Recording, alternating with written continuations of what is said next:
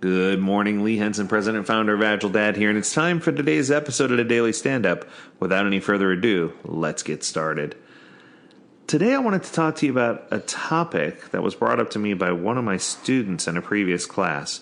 And we were talking about learning experiences and lessons and life lessons and things that you learn. And I'm going to give you a quote. We'll just call the student Seth. Seth brought up and he said, "Sometimes you have many lessons, but none learned." And I had to stop and ponder that for a minute.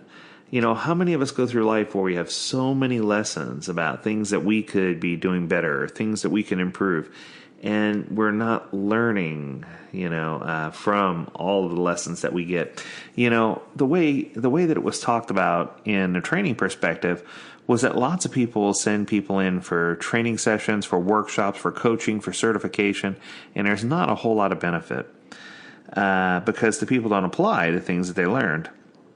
Now I want to fast forward to Friday, this past Friday, when I was at the Open Agile Open Florida, and that was beautiful, by the way. They did a fantastic job with that conference. And we were in the middle of a session, and it was a panel session where we had some representatives from Clearly Agile, Leading Agile, AgileDad, and others. And basically, the question came up. They said, how do I know when my organization is ready to bring in an Agile coach? How do we know when we've hit that point where it's going to be maximum benefit to bring in a coach or a trainer to help us realize what we should be doing? And my answer to them was that, they need to follow some self-guided counsel first.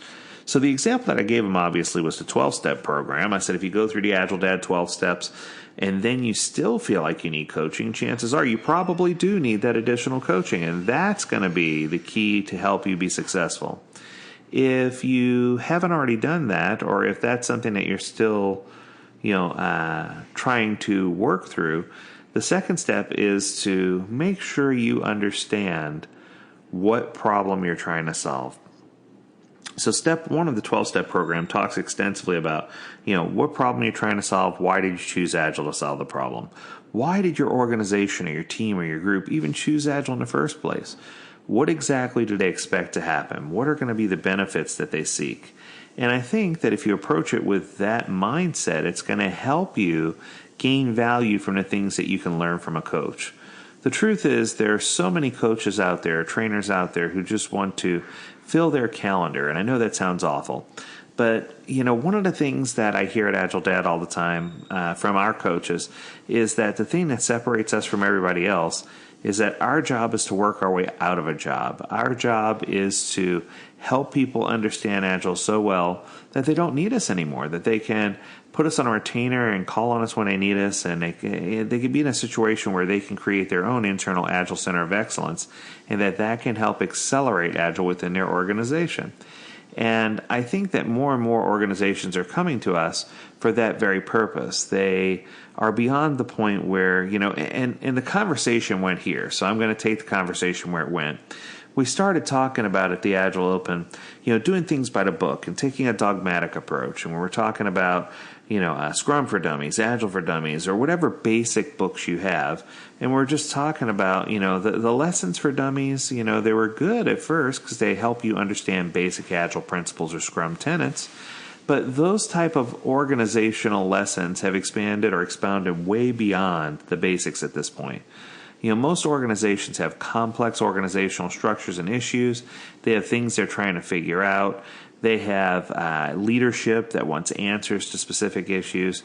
So my hope this week is that we can stay focused on better engagement with coaches and better engagement in how do I gain value so that I'm not in a predicament where, we've heard the lesson over and over again, but we're not learning from the things that we're taught. I couldn't have asked for a better way to kick off the week. This is going to be a very fun adventure for us to journey through and talk about. But I want to kick it off with one lesson that I teach every single one of my classes. And, it's a lesson that's pretty simple in thought. It's just I don't think a lot of people take it, deeper where they need to. And if you can learn to utilize the concept of grow within your organization, GROW. What is our goal that we're trying to achieve? What is our current reality? What options or opportunities do we have? And then what will we commit to do? That's a good way for you to say, okay, this didn't go our way. Well, what was our goal? What did we miss out on? What do we miss? And it's our goal was to be able to do X. Well, great. What's our reality? Well, we didn't get there. Okay. Well, what options do we have to correct the problem? Are there any? Or are we going to stay in the same cycle? And that's going to give us a list of opportunities or options that we can follow. And then we can break away and commit to doing what makes sense. And I think that if we train ourselves and teach ourselves in such a way that we can leverage grow in a workplace, that's going to help us to make better choices. It's going to help us to be better engaged.